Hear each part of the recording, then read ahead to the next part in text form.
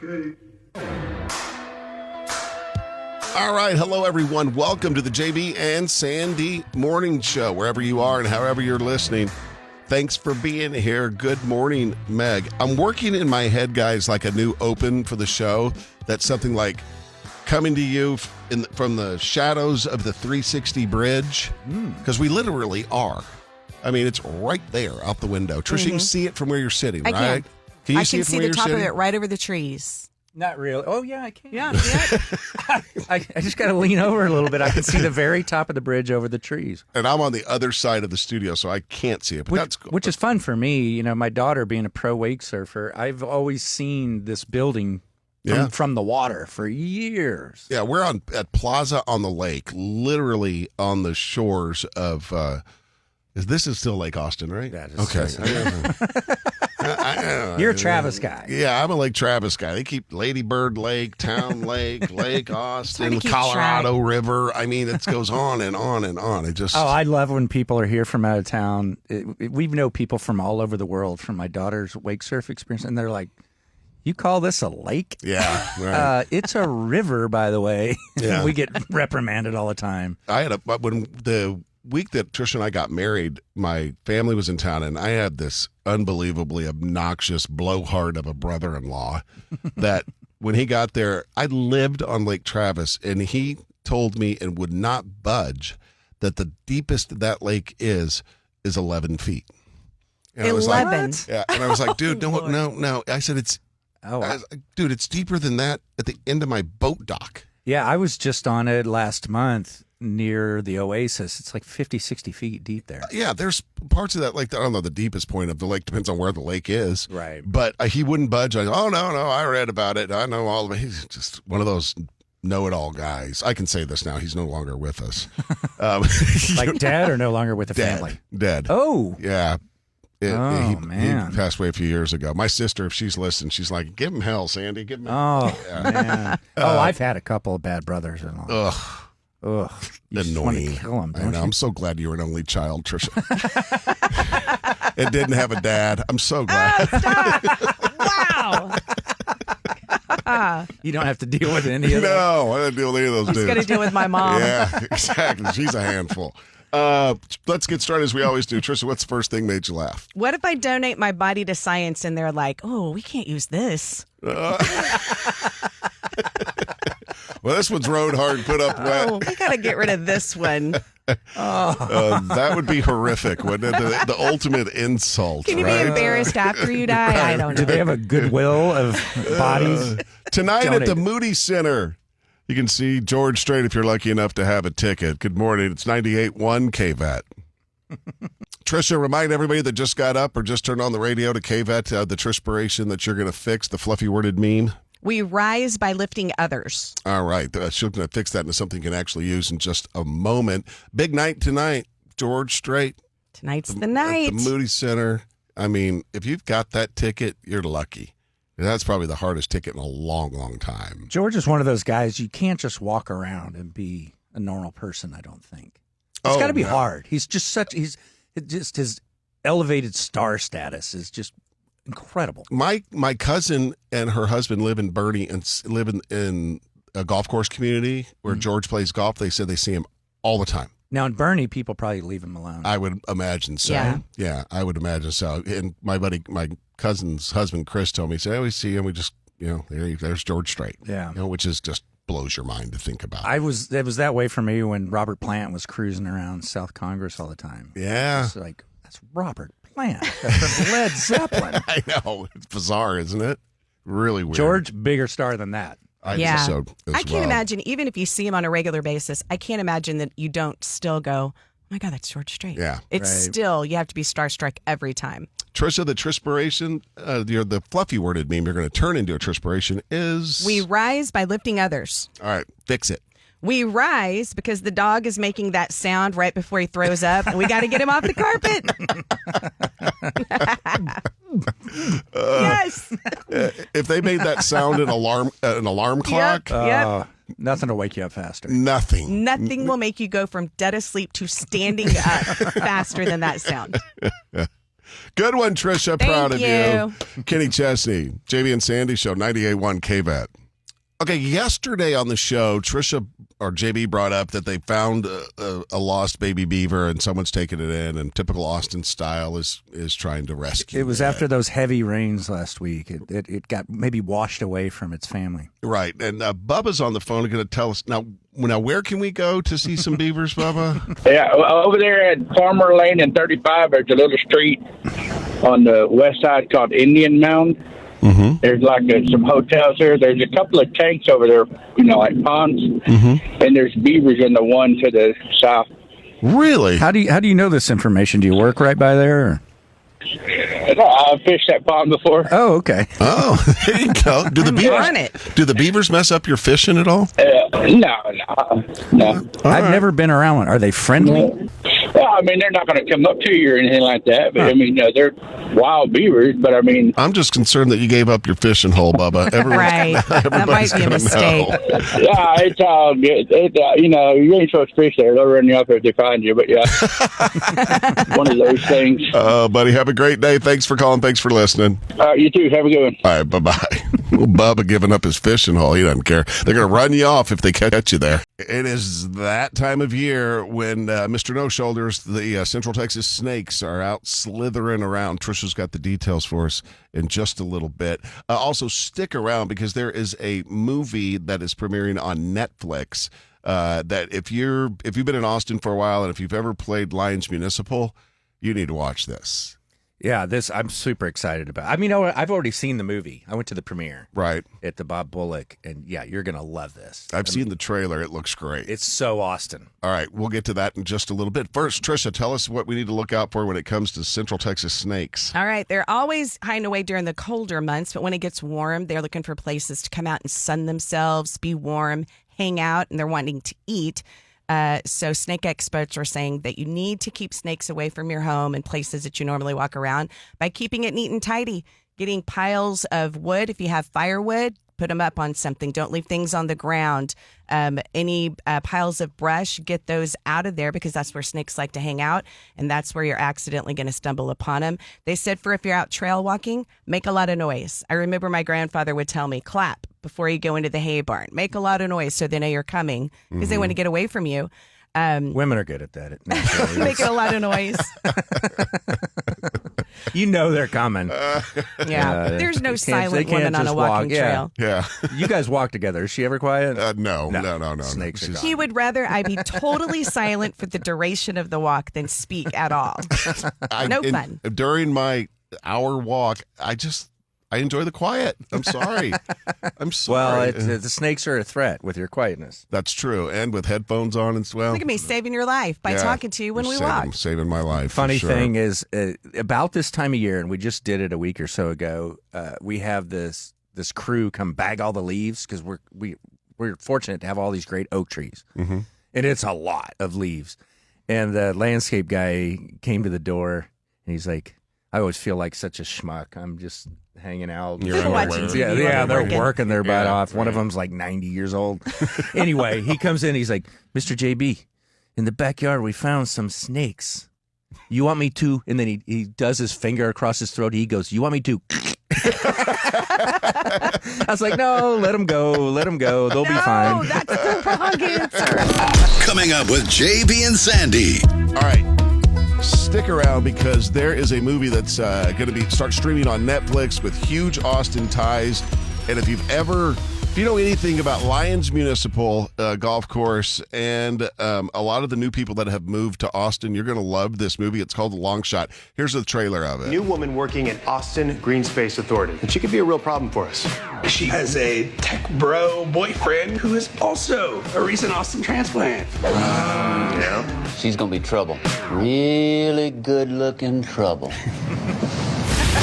If we don't erase the deficit by the end of the quarter, the city will shut Muni down. These are the things you're going to need to do in order to survive. Proper golf attire is required for the duration of your round. We now have a zero-tolerance policy on outside food and beverages on the course. Muni is losing its soul. Amen to that, brother. We'll tell you more about that coming up next. It's the JB and Sandy Show on Austin's all-time country favorites, 98.1 KBET. Good morning. I am so excited about this movie. I cannot wait to watch it on Netflix because it's all about Austin and something we all know something about in Austin, Texas. It's called The Long Shot. Now you have your friend is the director, creator, producer of this. Producer. His name is her name is Jennifer Kuchai, and Austin Nichols. Austin That's what I was thinking. Is the director. Okay. I think this is his first time directing a full length feature. He's more of an actor, right? And has been acting since he was a kid. And it is just so funny. It's based on Saving Muni. Clearly, in watching the trailer, that's what that's the birth of the idea. And quick backstory on Lyons Municipal, quote unquote, Muni.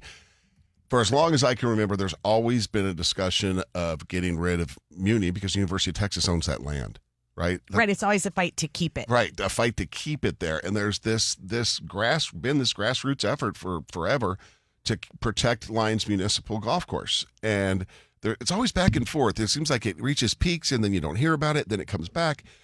But this movie is all about that. Yeah, it's very much it's got a lot of Caddyshack vibe to it. Mm-hmm. And I don't want to give away too much of it, but it's the people running the Muni, and it's just the Wild West. The characters are just off the rails. They're doing rave parties on the golf course late at night. It's just crazy. And then this woman comes in to, the California woman, to do a study on it. Yeah. And her douchey husband is part of it. And they're just these scrappy guys trying to save the golf course. It's hysterical. And Austin Nichols described it as a love letter to Austin. Oh, I love that. That's cool. There's so many references to they take the, I don't want to give it away, but they take the woman out on the town to show her what Austin's all about so she could get it. Right. Which is what we're doing all the time here. You're right. Right? Yeah. Very It's true. so fun. They shot it at Willie's Golf Course. Oh, on Spicewood. Oh. Yeah. Nice. So and just watching the trailer of it, there are a lot of digs at the California transplants. Mm-hmm. I'm just calling it like I see it. So if you're a California transplant, hopefully you have a thick skin because there's a lot of digs. I mean, Reggie Bush is in it. Yeah. I mean, the Heisman cameo. Trophy winner. I'm glad you picked up on that. It's a great cameo. It's called The Long Shot. I'm curious, Tricia, not a golf fan. Will you watch it? Oh, I'll watch it. Even I've played a round or two on the Muni golf. Excuse me, on that golf course. You drank a lot of beer on Muni Golf Course. I mean, maybe I did. I don't know. But I'll watch it. Yeah, I'll watch it. But you had me when you're like, it's kind of Caddyshack-like. In the trailer, some of the lines in the trailer, hysterical. So yeah, I'm in. All right, I'm trying to confirm the Netflix thing. I just looked for sure it's on Apple TV and Fandango. But not quite. I'm not sure on the Netflix. You can check. It's called The Long Shot, and it starts streaming tomorrow. Wrong button, Sandy. I'm getting there. Hang on. Still Coming up with JB and Sandy. All right. A gigantic baseball weekend for the Longhorns. They're going to College Station. And man, did I get some inside scoop on some warnings for Longhorn players and fans and family. All right, we'll tell you about that coming up on 98.1 KBAT. If you're going to College Station this weekend, there's some stuff you need to know. I've got an inside source at UT telling me what the athletic department is telling the players and telling the families and fans of those attending the game in College Station. We'll tell you about that in just a second. And Statesman has put out a statement because the Cap 10K is on Sunday. Right. 25,000 people affected. A lot of tourists come in for that event. Mm-hmm. The expectation at race time is 15% chance of thunderstorm. The thing to keep an eye out if you're planning on attending or viewing is if there's lightning within 30 minutes of the start, they're probably going to call it. Within 30 minutes. Yeah, Okay. or they'll delay 30 minutes if there's lightning, is what they said. But if lightning is a big factor, they might have to call it. All right. But hopefully it goes off. If it's just raining, it will happen. Absolutely. You can run in the rain. Yeah. It's the lightning that'll kill you. Right. All right. All right. Longhorns, huge baseball weekend for the Longhorns. They're having a great season, by the way. They go down to Texas A&M for 3 games. Tomorrow night, 7 o'clock. Saturday, 2 o'clock. Sunday, 1 o'clock. You may not remember this, but Coach Schlossnagel from UT, the head coach, he used to coach at A&M. Oh, I didn't know that. And this is Forgot about that. first game back going back to A&M for a baseball game, coaching the Longhorns, right? Okay. So I've been told by someone I know in the athletic department, they've doubled his security, the coach for the series at Texas A&M. They've also have told the players and the families that unless you are going from the hotel to the ballpark, do not wear any Longhorn gear. Wow. No Longhorn gear. But Draw attention. Don't draw any attention to yourself outside of the ballpark or your way to the ballpark. That's unbelievable. that is. Yeah, it is. I remember, one time you and I we were in Chicago. You and I went to a Red Wings Blackhawks game. And I'm like, don't wear either color. Chicago. But that's hockey. Yeah. This is A&M. I know. I mean, that rivalry is for real, man. And their coach left them and went to Texas. But has there been a history of any kind of physical violence? You know what I mean? Well, no, probably because they're doing things like this. You know what I mean? With giving extra security and not encourage you to not wear long. I mean, don't go out to dinner in College Station, Saturday night with Longhorn gear on. That would not be a good idea. Some people are going to do that. I just can't believe that it's that big of a deal. I mean, I know the rivalry is huge. Yeah. But this seems like next level. Yeah, I think so too. I've never heard of that type of thing, but hey, you never know what can happen. I mean, in College Station. You see people in Aggie gear all over Austin. I don't think twice about it. No, Yeah. I don't either. It's just another person that went to A&M. I know, right? That's all it is. Wow. Coming up with JB and Sandy. You guys have got to stick around. And Tricia's mother has given me permission to talk about this and what she is doing for her dog. And she thinks it is totally, totally normal. Tricia told her it was nonsense. Nonsense. What she's doing. We'll tell you, it's crazy, all right? It's coming up next on 98.1 KVET. I'm telling you, JB, I don't know. All right, listen. Tricia's mother said that, okay, go ahead, talk about this on the radio. Now, both of us think this is crazy, all right, what she's doing with her dog. It's the JB and Sandy show, and you can call us if you want, 844-390-KVET, 844-390-KVET. My mother-in-law, Tricia's mom, has a Corgi, and and Poppy is, how old is she, 2? Poppy's 2, almost 3 maybe. And Poppy's overweight.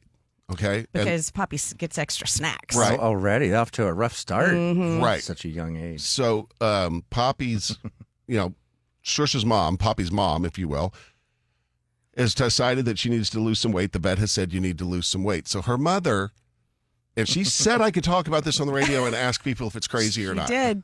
Okay. And you can call and chime in if you want. 844-390-KVET. I'm a dog person, so I may have her back. She has decided one of the ways to help the dog lose weight is she is no longer going to eat food that she knows the dog likes in front of her. That is not made up. That is That's funny. If the dog likes the food, she will sneak the food if she wants to eat it so the dog can't see her eating it and then get upset. right. That's funny. But just draw the line. Like, I don't feed dogs from the table. Right. My Right. wife does. Right. So they drive her crazy. They Yeah. don't bother me. Just draw the line. Yeah.